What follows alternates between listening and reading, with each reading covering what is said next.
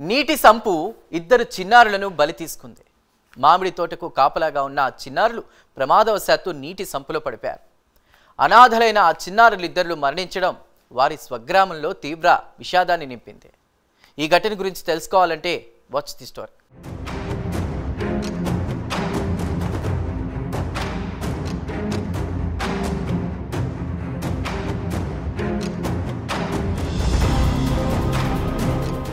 కడప జిల్లా కాజీపేట మండలం నాగసాని పల్లెకు చెందిన రామ్ లక్ష్మణ్లు కవలలు.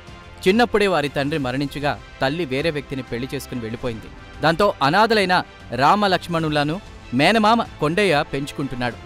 అయితే బ్రతుకు తెరువు కోసం రామలక్ష్మణులు చక్రాయపేట మండలం బాలైతిమ్మయ్య గారి పల్లెలోని ఒక మామిడి తోటలో కాపలాదారులుగా పనిచేస్తున్నారు. మామిడి తోటలో ఉన్న నీటి సంపులో ప్రమాదవశాత్తు పడి ఇద్దరు మృతి చెందారు.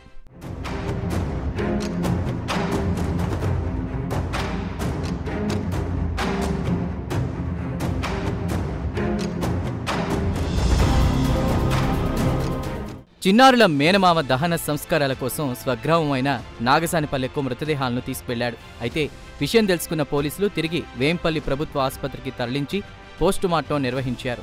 మేనమామ ఫిర్యాదుతో కేసు నమోదు చేసుకున్న పోలీసులు దర్యాప్తు చేస్తున్నారు. రామలక్ష్మణుల మృతితో వారి స్వగ్రామంలో విషాద ఛాయలు అలుముకున్నాయి.